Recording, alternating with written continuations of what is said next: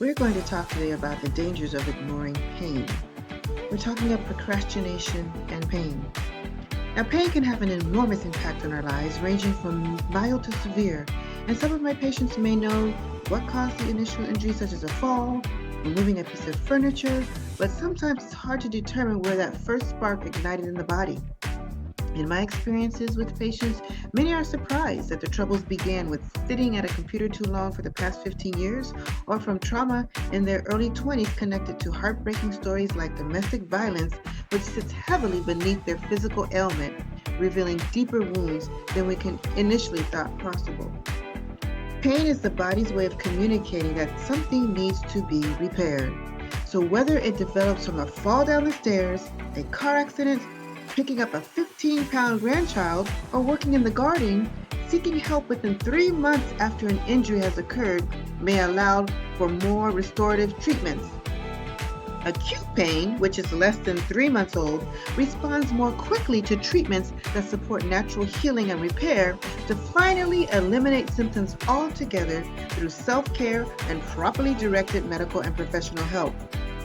Chronic pain, which is pain older than 3 months, can become a debilitating and dispiriting condition.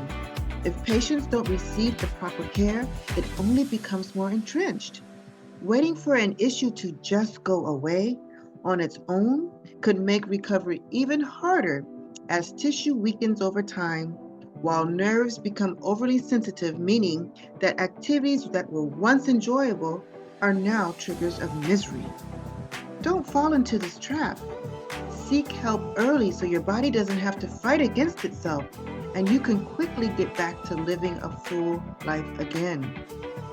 Now, if you've already been to see your doctor and you haven't found the relief that you need yet, please don't give in to that. Instead of waiting for another doctor's visit or just settling for some pain pills that may not even be beneficial to you in the long term, take charge and proactively seek out help. Now, as a physical therapist, I am biased, and I am going to suggest that you see a physical therapist. But I do realize that everyone's experience will have been different, just as each PT is different. So if you have already gone through a round of therapy and it didn't work out as you had planned, try a new approach and find someone who can address your needs more effectively.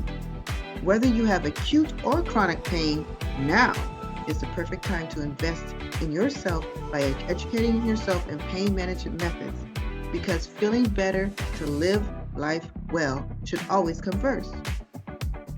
The key to beating pain is to reduce inflammation and to start moving appropriately. The tissues need improved blood circulation to flush the waste products through. A powerful technique I like to teach patients is to use the properties of water. 3 minutes of warm water followed by 30 seconds of cold. You can do that with a shower head. You can use that with a hot and cold pack. You can use a basin of water. These all provide your tissues with fresh blood, oxygen, and hopefully the nutrition that will encourage healing. Hydrating your tissues is another tip. Many people are becoming savvy to the importance of hydration, but for those who don't know, the key to supple tissues and smooth joint motion is lubrication. A car without lubrication of the engine oil will break down and cause costly damage. The lack of lubrication contributes to arthritis and degeneration in the same way in the spine.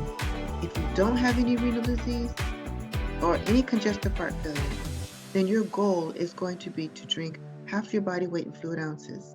So if you're a 150-pound person, half of that is 75 fluid ounces, which is more than that recommended 64 ounces that we hear about.